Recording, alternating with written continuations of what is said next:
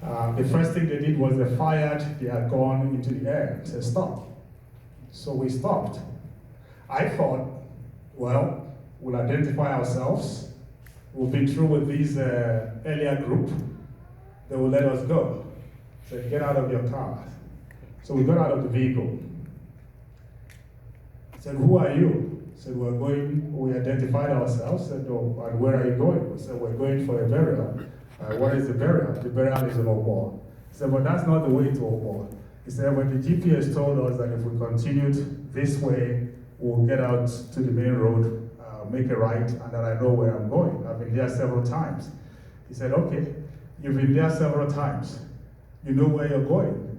Why did you take this road? I said, well, we had to take this because this is a quicker way to go. Get out. We got out of the vehicle.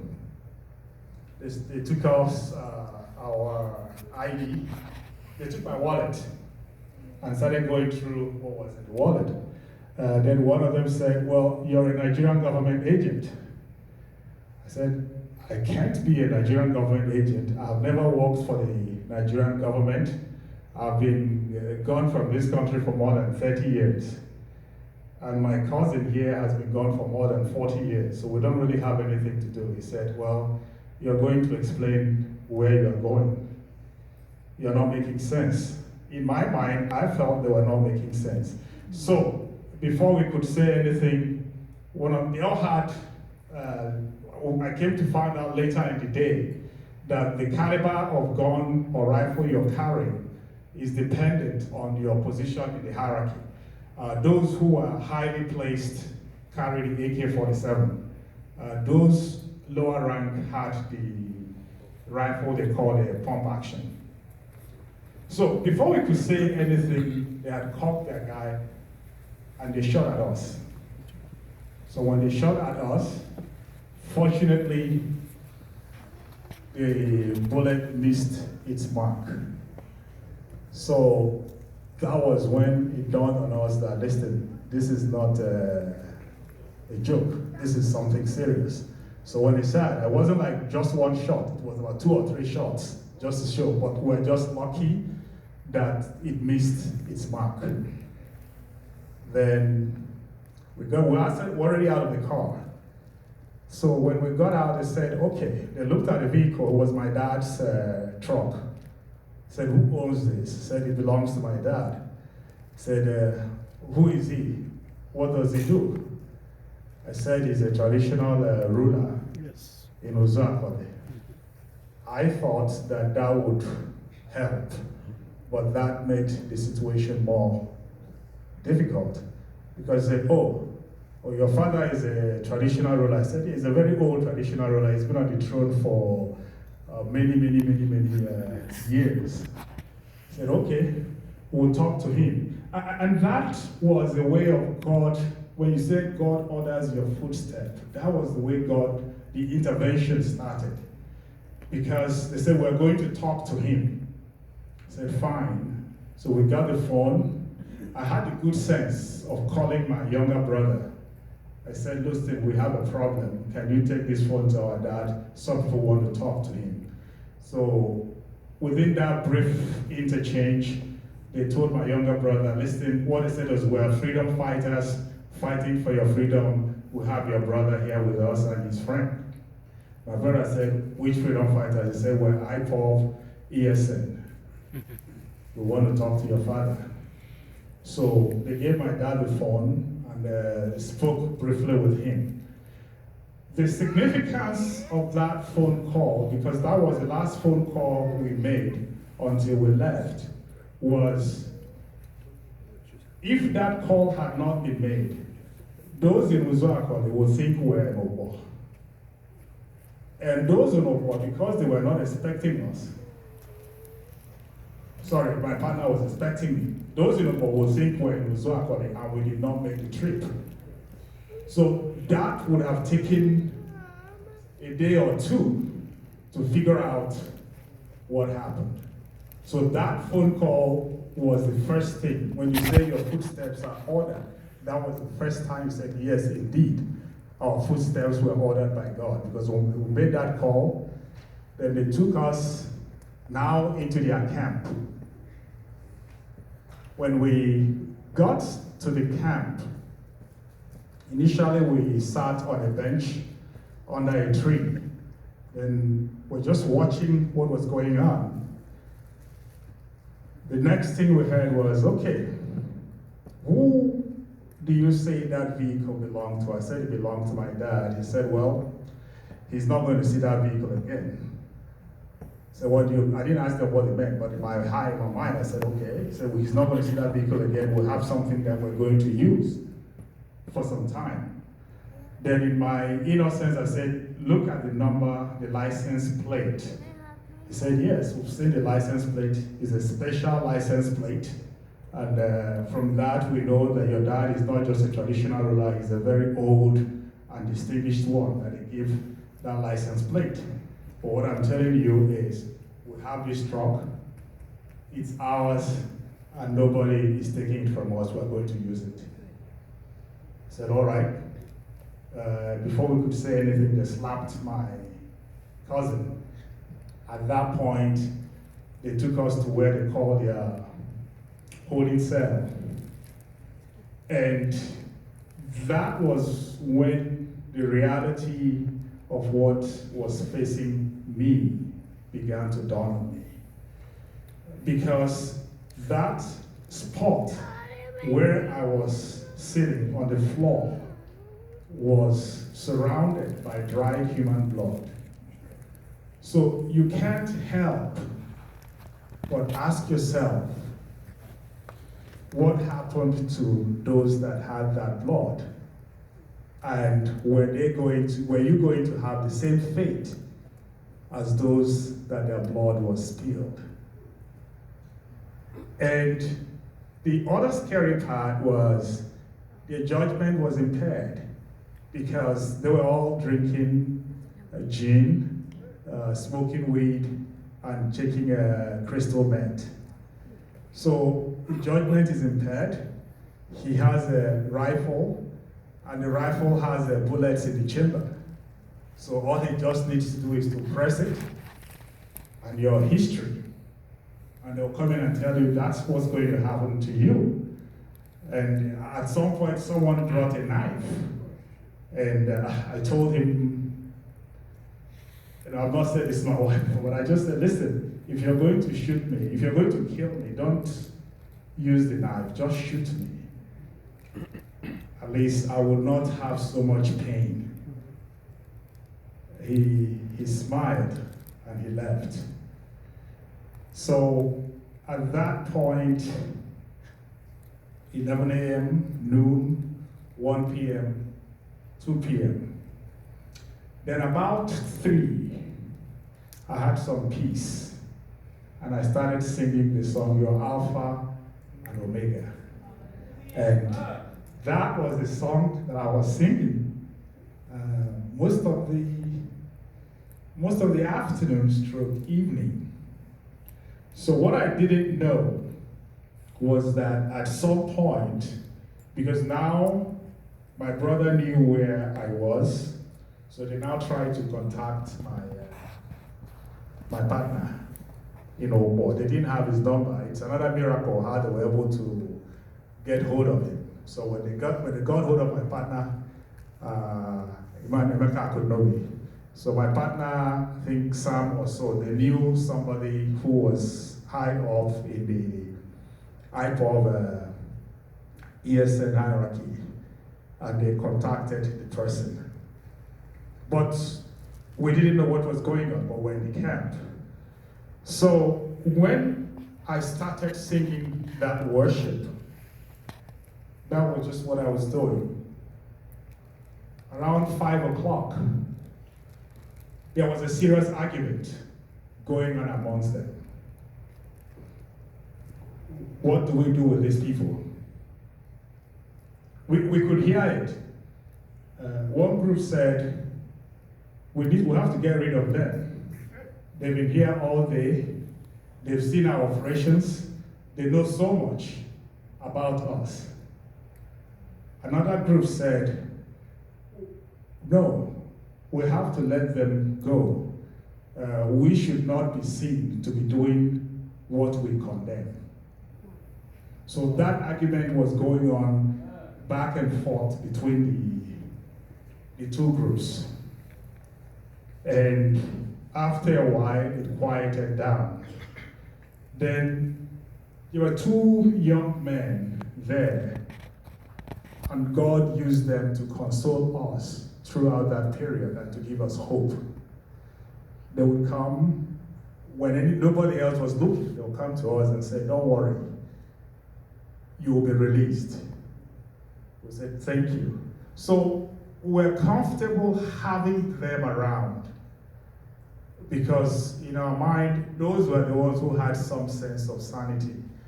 The other ones were very scared because, this guy is high. He could hurt you unintentional. I mean, that wasn't his intention, but because his judgment was impaired, he could hurt you or harm you. So that was what was going on in our mind, even when I was singing Your Alpha, Your Omega, because I didn't know how it was going to end. Then around 6:30-ish, the leader came. He came on his bike. And again, when you're there, after some time, you'll begin to see that even the type of motorcycle each person was riding will tell you his position in the hierarchy. When you have nothing doing, then your mind is very sharp. You're just paying attention to everything. So I noticed that, when this person comes, I'll say, oh, he's not high enough. This person, depending on the kind of vehicle that brought him and the kind of rifle that he had, you will know that, yeah, this is the guy.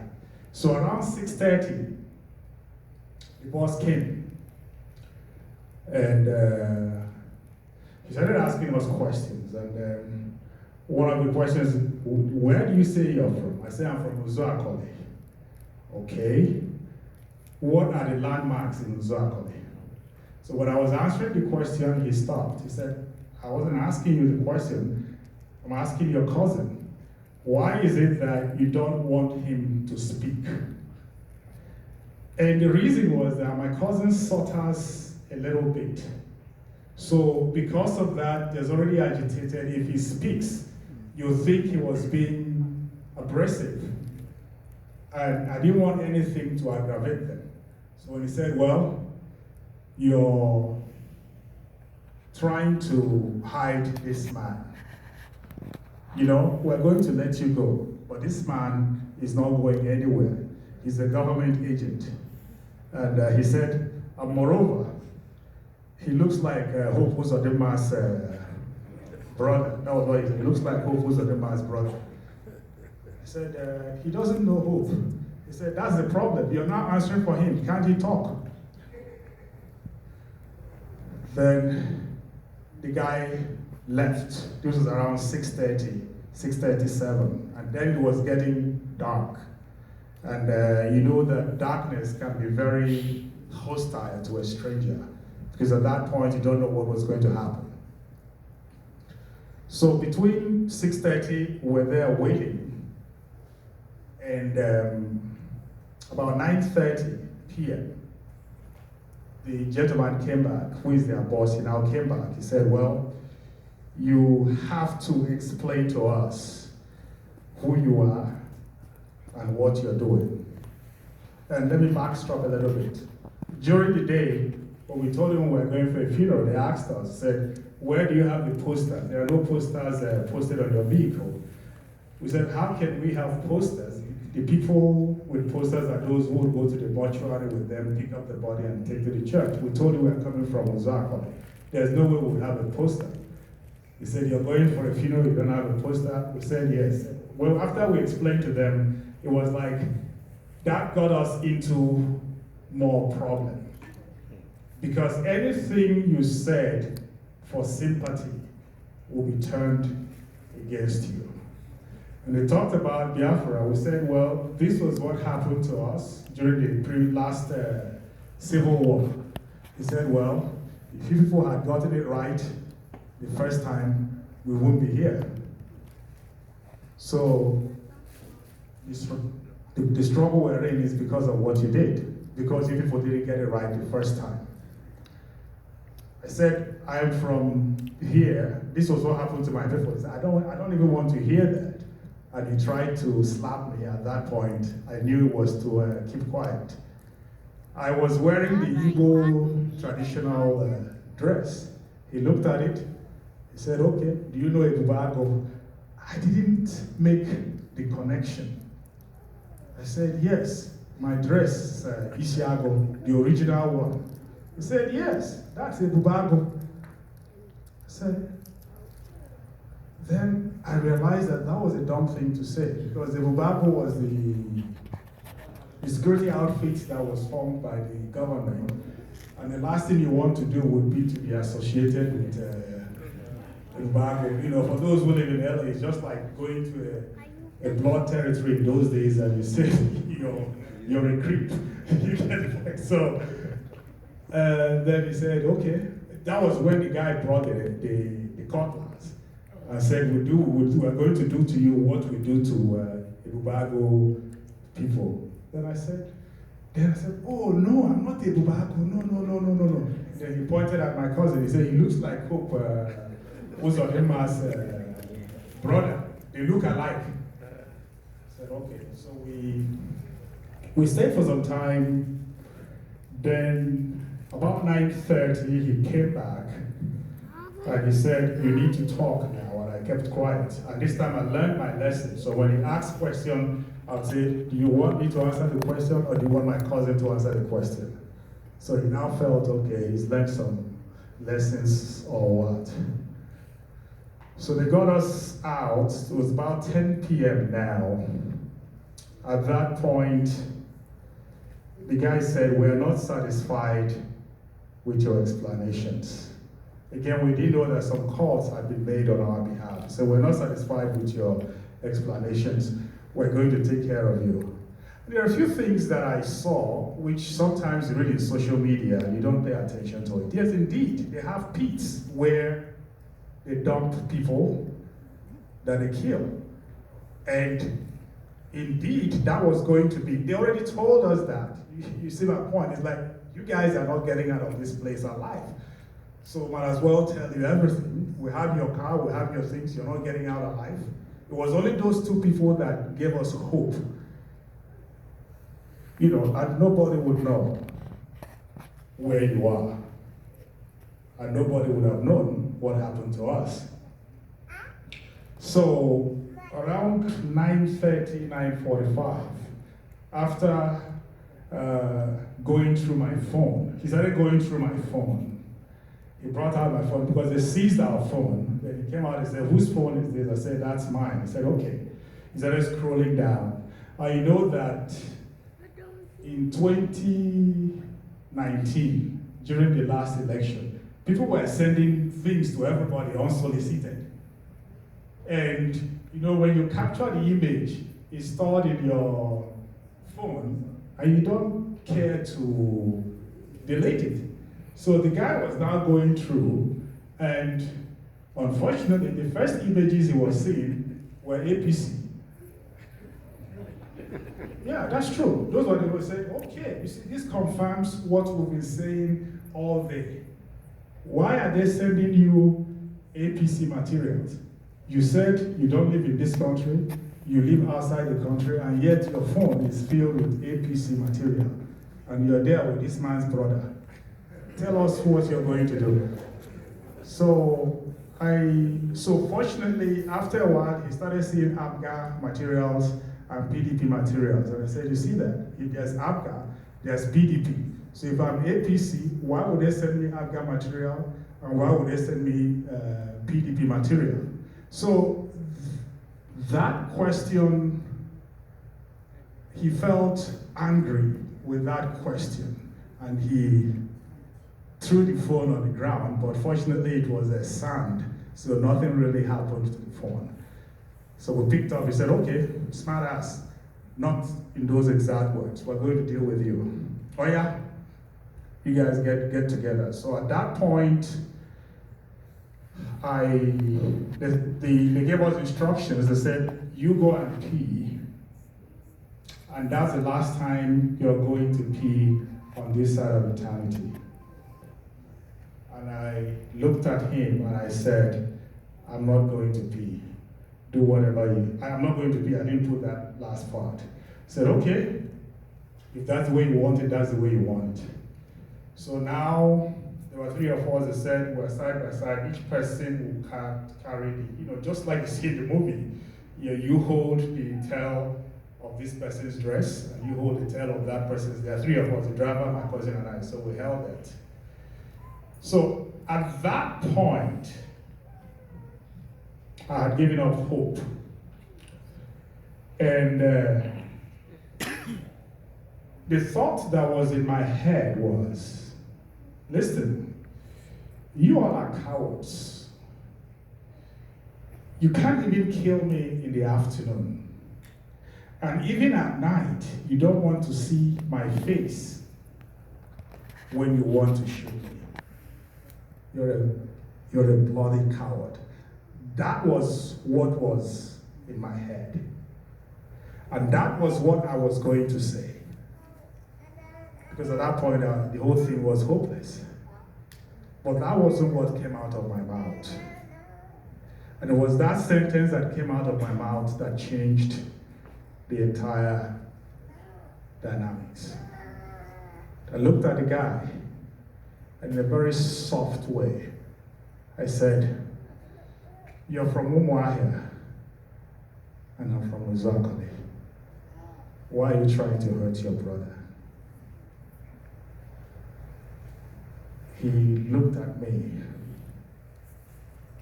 Then one of his assistants, I picked his accent from Bende. Then I looked at him and I said, I went to school in Bende immediately after the war. My elementary school, as soon as you enter Bende, is to the left, across from the Carbonters residence.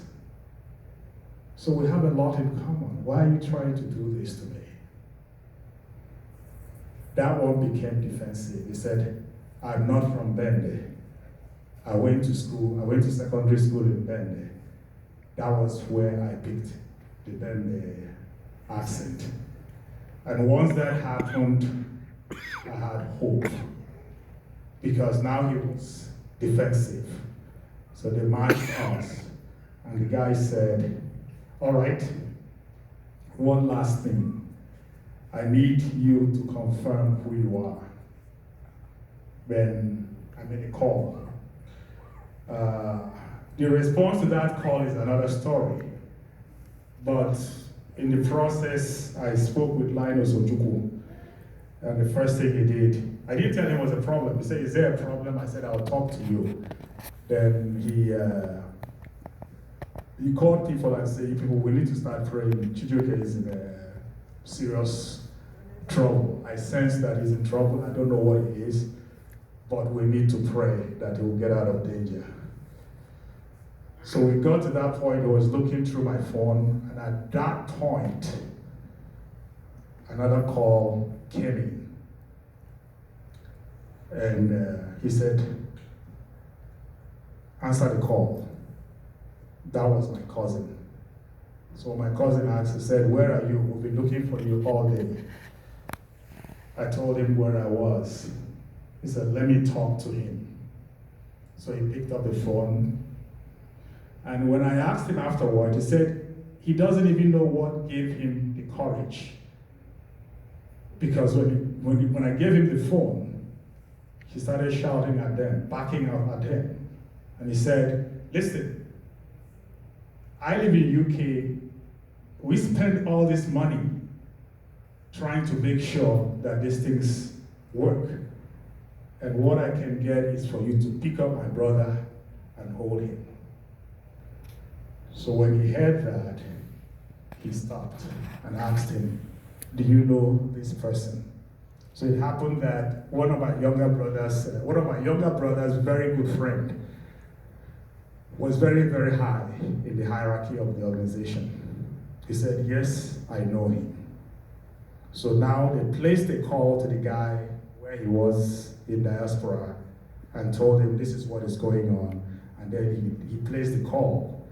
And so that was the second call they got. And that second call, they said, you guys need to, there are these people, there are 3 of them. This is where they are. Make sure you release them and make sure that they are safe. Make sure nothing happened to them. So at that point, when they got the instructions from high above, I didn't know that, but now he called me and he said, we're going to release you. And for the first time in my life, I drank gin just to show, you're scared, you don't want them to change their mind. So he brought gin and he swallowed it, just like you see in the movie. So when he swallowed it, I said, can I have some? He said, oh, sure. So from the same bottle, I took a swallow. So when I took the swallow, he said, okay, that's fine, we're going to go. So where do you say you want to go? We said, we want to go to a hotel. He said, all right, we will escort you to a hotel.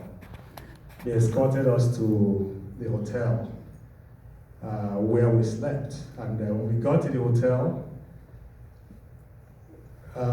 this is a different aspect. I don't know if it's when you got to the hotel, the first problem I had was our vehicle was the only car in the hotel lot. Then I went and asked one of the ladies at the hotel, I said, what's going on? He said, well, we resumed business the previous day. Then my next question was, is this safe for us to be here? He said, yes, our Oga, meaning the owner, was informed that you're coming. And instructions has been given that nobody would come here to harass you. Then the next thing they said was, you're not going to leave before 8 a.m. And by 8 a.m., somebody is going to escort you from the hotel to a safe place. Then you start driving home. And they kept that part of the bargain because by 7:45 we were ready. By 8 o'clock, somebody was there. And we were just following him. You wouldn't even know he was driving a bike, so we were following him. And when we got to the point, he just made a sign, go in that direction. We went in that direction, we went this other direction. Then we started going home. A few things that happened there, which would be a lesson for all. Because one thing was, at that point, I lost, it wasn't after 3 days that I was in Port Harcourt already. That was the first time I felt hungry. Because it was like, I couldn't eat, I couldn't drink. So which helped me to understand why people who are in captive will tell you, I stayed 4 days without food or water. Because somehow your body shuts down. And you don't have desire for food, you don't have desire for water. And that even continued after I got home. Before I left that morning, before they left me that night, the leader of the camp gave me a bottle of wine. He said, take this. I came home with the wine. I've not drunk it. It's going to be the case for a while. I said, you take this. I looked at him and I said, thank you. Then, on January 7th, I was in my sister's house in Port Harcourt, and my phone rang. And that was the leader who was going to kill me. I took the call. I didn't know who he was. He introduced himself. I asked him, said, why are you calling? He said, I want to check and make sure that you're okay. That was the guy who gave me the wine. And he understood the effect of what they were doing. Because I'm saying this because there's a tendency for us to condemn them. I don't want to say that I have a form of a Stockholm syndrome. No. He has called me on at least 6 different occasions since I came back.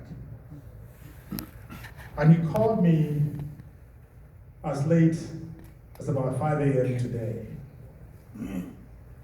And each time he calls, he inquires about my well-being. And he tries to find out, to make sure that I'm recovering, because it's very traumatic. You know, someone can say that they physically, they did not assault us, other than the initial time when they fired the gun at us 3 times, 3 bullets. So physically, they did not assault us. But the emotional trauma would have been better if I was physically assaulted and left in pain than the emotional torture that I went through for the 12 hours that I was with them. Because now you have people whose judgment are impaired with God, telling you what they were going to do to you and giving you instances of who they've done that to. You're sitting next to dried human blood and you're wondering, whose blood was that? And is the next victim going to be wondering, whose blood was that? Because that was yours. They are very vicious. You know, when you have somebody who, one of them got upset there, I don't know what they were fighting over, the guy got his phone, cocked his rifle, and was going to shoot the phone. So you're seeing that. So that's a lot of emotional turmoil to go through, very traumatic.